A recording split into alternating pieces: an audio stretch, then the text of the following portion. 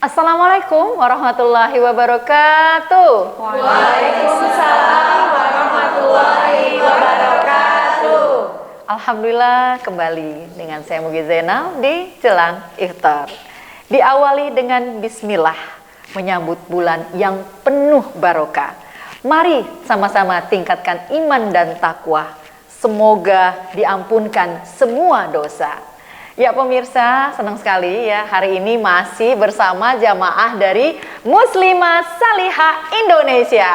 Shari, smart, and lovely. Masya Allah. Tema kita hari ini akan ngebahas insya Allah bermanfaat ya, yaitu tentang menjaga kesehatan gigi dan mulut selama berpuasa. Dan Masya Allah sudah hadir nih narasumber kita yang kompeten untuk membahas masalah ini. Kita berkenalan dulu ya. Assalamualaikum warahmatullahi wabarakatuh untuk Bunda Risti Tagor. Waalaikumsalam Bunda. Iya, pasti udah pada kenal ya dengan beliau, artis multitalenta. Dan di tengah kesibukannya, beliau juga sempat loh untuk membina Muslimah Salihah Indonesia, Masya Allah ya. Dan juga aktif juga nih dengan busana-busana muslim ya, dengan Ristiland ya. Baik, Masya Allah. Dan juga ada juga nih narasumber kita, Masya Allah. Assalamualaikum untuk Bunda Dr. Gigi Asnida Ratna. Waalaikumsalam warahmatullahi wabarakatuh. Apa kabar nih dok? Alhamdulillah sehat. Masya Allah, terima kasih udah hadir ke Jelang Iftar ya dok ya. Ya, beliau owner klinik gigi Asnida Ratna di Bogor dan juga yang pasti trainer dan juga narasumber ya. Dan Masya Allah nih ada juga yang ketiga jauh nih beliau datang ya dari Banyumas, Masya Allah ya.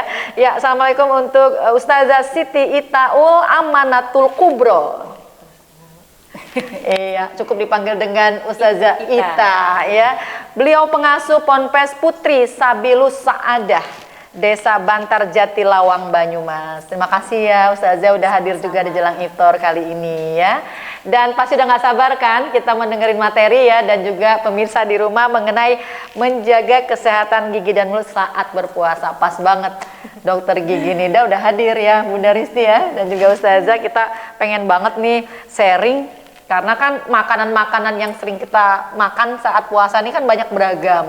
Panas, dingin, manis, gorengan. Nah, banyak sekali masalah-masalah gigi yang terutama pada saat puasa ini tentang hawa mulut. Ya. Nah, jadi kita pengen nih dokter menjelaskan ke kita semua nih dok, bagaimana sih dok mengatasi yang namanya kekeringan ya, kemudian bau mulut, itu yang paling penting. Nah, ini bagaimana? Silakan dok. Ya. Bismillahirrahmanirrahim. Ya memang pada saat dalam keadaan kita berpuasa, kondisi mulut kita itu kan kering ya, sehingga menyebabkan kuman-kuman itu menumpuk di situ karena air liur kita jumlahnya jadi sedikit, menyebabkan serostomia istilahnya. Jadi akibatnya mulut kita menjadi bau. Nah, biasanya kita perbanyak minum air putih. Ya, tapi karena pada saat kita berpuasa otomatis kan kita jadi asupan air putih juga berkurang ya kan. Jadi otomatis ya di sela-sela setelah kita berbuka puasa, pada saat kita sahur ya perbanyak minum air putih. Jangan lupa juga buah-buahan, sayur-sayuran gitu. Itu yang paling penting yang ya, paling penting. Untuk mencegah jangan sampai yang gigi kering. Iya. Nah kalau tentang yang hawa, tapi kan hawa naga bau surga. Naga, wangi kasturi ya. Iya betul, kasturi gitu ya. Ya itu bagaimana? Ada tips nggak nih untuk kita semua nih? Ya, silakan dok. Faktor penyebab bau mulut yang juga disebut halitosis, itu ada faktor sistemik dan juga faktor lokal. Kalau faktor lokal itu biasanya disebabkan karena kebiasaan buruk kita tidak membersihkan rongga mulut dengan baik dan benar. Gitu. Nah, kedua juga banyak makan makanan yang beraroma tajam, misalnya durian, pete, jengkol, ya kan, bawang merah, bawang putih itu kan menyebabkan aromanya menjadi tidak sedap ya, gitu. Itu juga. Nah, yang makanan-makanan misalnya mengandung santan, gitu, itu kan menyebabkan mukosa mulut kita menjadi kering. Jadi kalau mukosa mulut kita menjadi kering, air liurnya tadi jumlahnya menjadi sedikit, otomatis tidak ada pembersihan, terus kuman-kuman juga menjadi bertumbuh di dalam rongga mulut kita gitu. Oke, nah sekarang kan dengan Bun Risti, tapi pengen nanya, cuma kita harus jeda dulu nih, ya, ya.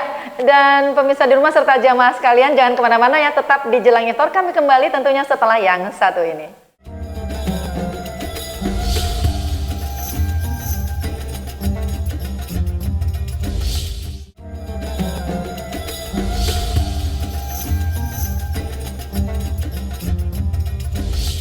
Muslimah Salihah Indonesia.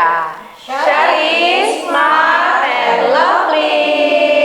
Ya, kembali lagi kita semua ya dengan tema Jelang Iftar kali ini, menjaga kesehatan gigi dan mulut. Nah, kebetulan kita mau nanya juga nih ke Bunda Risti ya. Bun, ini kan bulan puasa. Kegiatan juga masih jalan ya Bun, terus jalan ya. Ya, gimana sih Bun tipsnya Bunda Risti sehari-hari dalam menjaga kesehatan gigi dan mulut terutama di bulan Ramadan ini? Ya, silakan Bunda Risti. Oke, baik. Terima kasih Bunda. Kalau ini sih untuk pengalaman pribadi aja ya. Memang kalau yang pasti kalau puasa kan kita agak nggak nyaman saat sudah mulai siang, kalau ngobrol-ngobrol kalau kita puasa gitu, aku ngerasa akan lebih nyaman kalau kita nggak banyak makan pedas gitu ya, banyak minum air putih dan juga buah sih Bun. Kayaknya kalau memang buah, ya. Aku ngerasa apa yang ada di lambung kita juga kayaknya ada pengaruh sama aroma yang akan keluar gitu pada saat kita lagi berpuasa. Jadi dengan banyak makan buah, terus terutama yang mengandung vitamin C sama air putih itu jadi lebih pede, lebih nyaman. Tapi yang pasti utama juga pasti sikat gigi dan juga berkumur sih, lebih kayak gitu. Jadi ya dengan kita sholat dan berwudu, kayak pas berkumurnya bisa sekalian sikat gigi biar fresh lagi kayak gitu sih. Cuman memang aku juga mungkin pengen tahu sama dokter gigi Dida, emang kalau kita puasa bibir tuh emang pasti jadi kayak lebih kering itu tuh udah otomatis kayak gitu. Kalau aku ngakalinnya emang pakai balm gitu ya. Cuman kan kalau laki-laki kan nggak mungkin pakai lip balm kan ya. Itu tuh kayak anak-anak tuh pasti kayaknya siang-siang pulang sekolah tuh bibirnya jadi kayak kering sampai suka ada putih-putih gitu loh dokter. Itu tuh gimana tuh ya kalau anak-anak gitu tuh dokter? Apa emang nggak apa-apa atau takutnya sariawan tuh dokter? Iya, memang Bunda langsung dok. Memang dalam keadaan normal kita pada saat kita berpuasa ya seperti itu. Jadi kita mengalami kekeringan, baik itu di dalam rongga mulut, di bibir juga gitu ya. Jadi vitamin yang penting, makan buah-buahan, sayur-sayuran itu yang tetap harus kita konsumsi pada saat di bulan puasa. Oke, dan ternyata tadi juga dokter Dida bilang kalau santan tuh emang justru bikin mulut akan lebih kering. Sama itu tuh apa pedes-pedes kayak gitu ya. Yang berminyak juga. Oh, jadi minyak dan santan itu bikin mulut lebih kering, sementara itu kayaknya makanan buka puasa ya. Kayaknya kalau buka puasa tuh pasti ada aja santannya. Jadi pasti akan bikin mulut lebih gampang kering ya. Jadi untuk puasa kalau yang seperti itu mungkin pilih-pilih nih Bu. Ya, kalaupun mau tapi jangan terlalu banyak. Untuk mengobati rasa kangen ya, dengan makanan khas kita. Ya, kita bertanya dulu ke Ustazah Ita nih ya. Ya, Ustazah Ita, seberapa penting sih Ustazah dalam Islam kalau kita menjaga kebersihan mulut dan gigi kita? Ya, silakan Ustazah Ita. Ya, terima kasih Bun. Begini, kalau dilihat dari segi agama, membersihkan mulut dan gigi itu sangat dianjurkan sekali oleh Rasulullah. Bahkan dalam hadis Rasulullah di situ terdapat dawuh laula an asyukko umati la amartuhum bisiwak ma'akuli wudu. Jadi di situ intinya Rasulullah kalau tidak ingin ya intinya gini, Rasulullah kepingin umatnya itu menjaga kebersihan daripada mulut dan gigi. Sehingga Rasulullah memerintahkan kalau ini tidak memberatkan umatnya. Rasulullah itu inginnya setiap umatnya mau berwudu itu disuruh membersihkan gigi ya. Gigi. Kalau zaman Rasulullah kan belum ada sikat gigi, mestinya menggunakan siwak. Nah, kalau memang di keterangan kitab ada salah satu kitab itu menerangkan bisa bersiwak bisa digantikan dengan sesuatu yang kasar, yaitu kayak sikat gigi kan bisa kayak gitu. Jadi sangat penting itu di dalam Islam dianjurkan untuk membersihkan mulut. Bahkan ada hukum-hukumnya juga dalam kitab I'anatul Thalibin disebutkan bahwa hukum membersihkan gigi itu terdapat ada 4 hukum. 1 wajib, kedua haram, ketiga makruh, keempatnya sunnah. Yang wajib ketika yaitu ketika kita mau kumpul nih sama orang banyak, kita lagi bau mulut kan, nggak nyaman. bukan sendiri aja yang terganggu ya, yang sekitarnya juga terganggu. Itu maka hukumnya wajib kita membersihkan gigi kita agar tidak nafasnya tidak kemana-mana nih baunya. Nah, yang kedua yaitu makruh. Makruh itu yang kedua tadi haram. Haram itu bukan karena siwakannya, tapi kita menggunakan misalnya kayak sikat gigi orang tanpa minta izin gitu kan. Nah itu haramnya dari segi tapi kayak dunia bahasanya gosok. Nah, yang ketiga itu makruh. Makruh ini khusus untuk orang yang puasa, tapi ketika setelah zawal.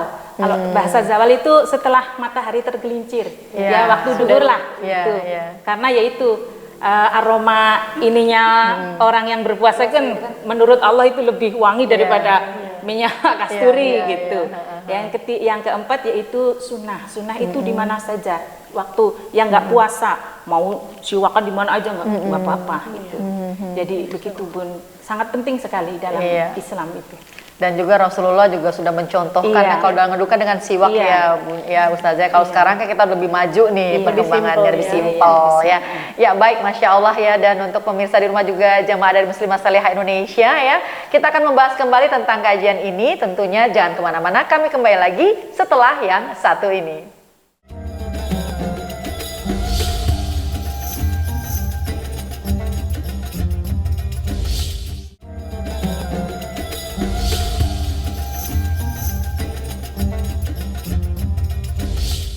Ya, jamaah Muslimah Salihah Indonesia. Shari, smart, and lovely. Masih di tema kita menjaga kesehatan gigi dan mulut selama berpuasa. Dari tadi ya, bunda-bunda nih ada yang mau nanya. Ya kira-kira yang mau nanya dari tadi udah begini-begini nih tangannya ya. Kita kasih waktu dulu untuk jamaah untuk bertanya. Silakan. Oh ya, silakan Ibu. Assalamualaikum warahmatullahi wabarakatuh. Waalaikumsalam warahmatullahi wabarakatuh. Nama saya dengan Nani Nur Faiza dari MSI Jakarta. Mau bertanya dengan Ibu Dr. Gigi Nida. Dari tadi Bu Ustazah menerangkan bahwa siwak itu sesuai dengan adab-adab Rasulullah sewaktu beliau menyikat gigi ya. Kalau dari segi kedokterannya, apakah mengandung zat apa di siwak itu dan apakah sama nilainya dengan kalau kita bersikat gigi dengan menggunakan odol dan sebagainya? Mungkin perlu dijelaskan. Makasih. Wassalamualaikum warahmatullahi wabarakatuh. Waalaikumsalam warahmatullahi wabarakatuh. Iya, Dokter Nida silakan. Iya, Masya Allah ya, ternyata Rasulullah itu menganjurkan kita untuk bersiwak. Ternyata ada keuntungannya, ada fungsinya. Kenapa? Karena siwak, batang siwak itu kalau kita buka ada bulu-bulunya yang menyerupai bulu sikat gigi. Dan berdasarkan penelitian, ternyata siwak itu juga mengandung fluoride yang bagus untuk mencegah kerusakan gigi kita. Jadi Masya Allah ya, ternyata memang Rasulullah itu anjuran-anjurannya sangat berguna sekali gitu ya Ustazah ya. Seperti itu.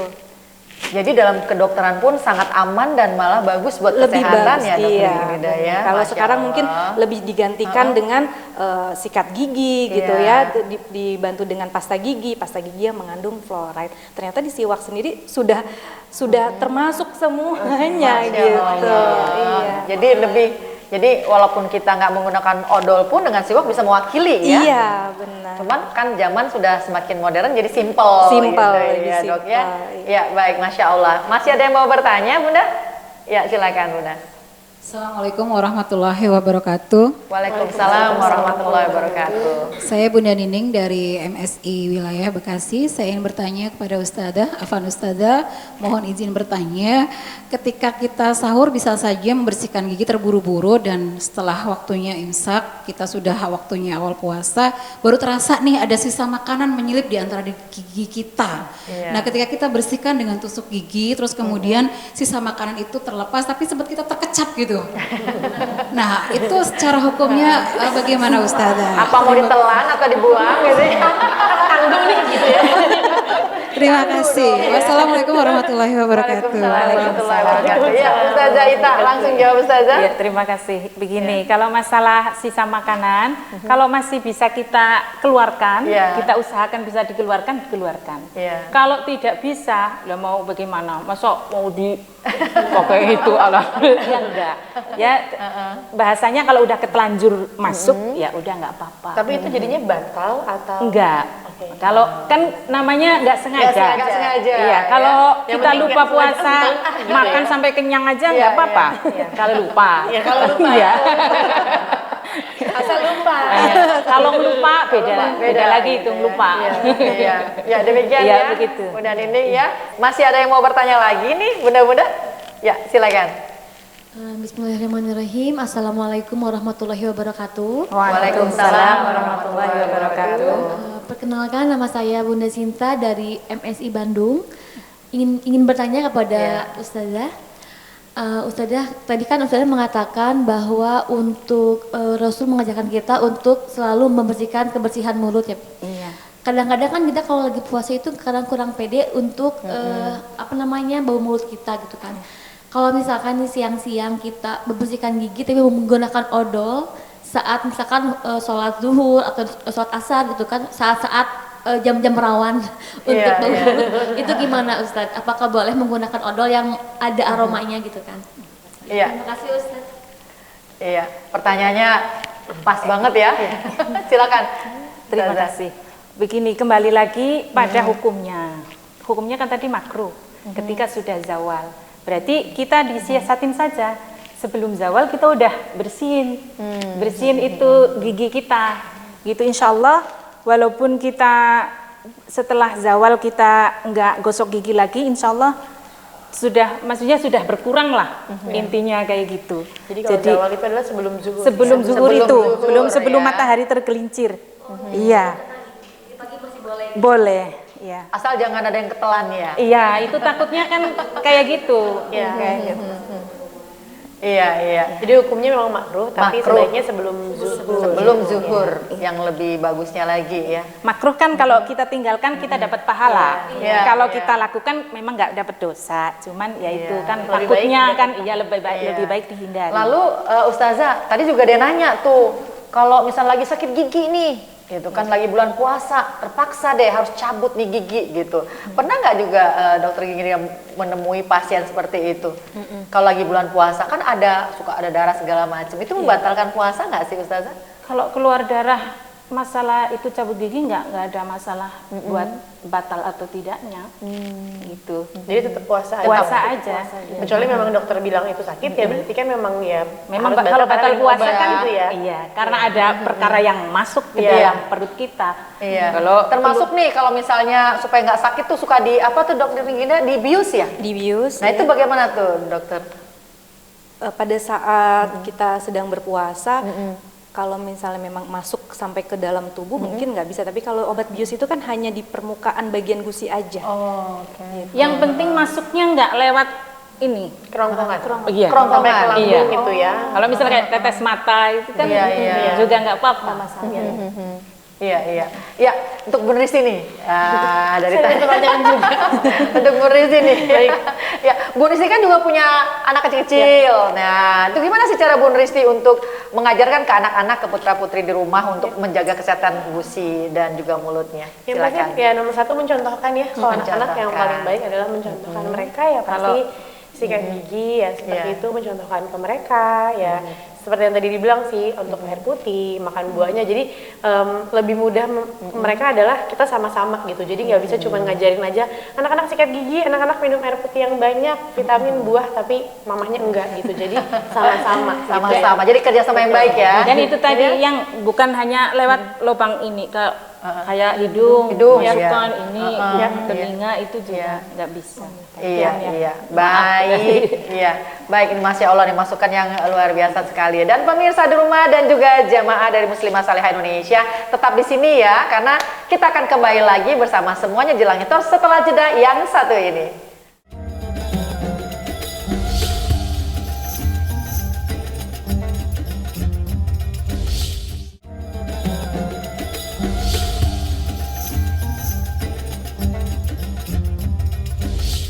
Pemirsa di rumah dan jamaah Muslimah Salihah Indonesia, shine smart and lovely. Tetap semangat ya Bunda, ya kita semua, Masya Allah ya.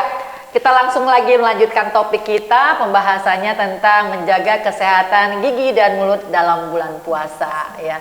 Ya, mau bertanya ke Dokter Gigi Nida dulu nih ya, Dok, masalah gusi gigi ya.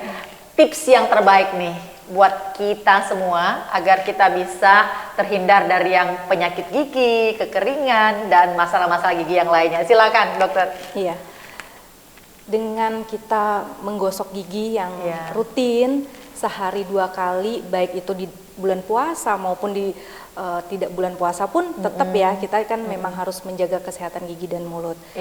Menggosok gigi dengan rutin sehabis, kalau bulan puasa berarti diganti. Kalau di luar dari bulan puasa kan biasanya setelah sarapan. Berarti pada saat bulan puasa diganti setelah sahur gitu, menggosok giginya gitu ya Ustazah, kan berarti waktunya pas tadi sebelum imsak.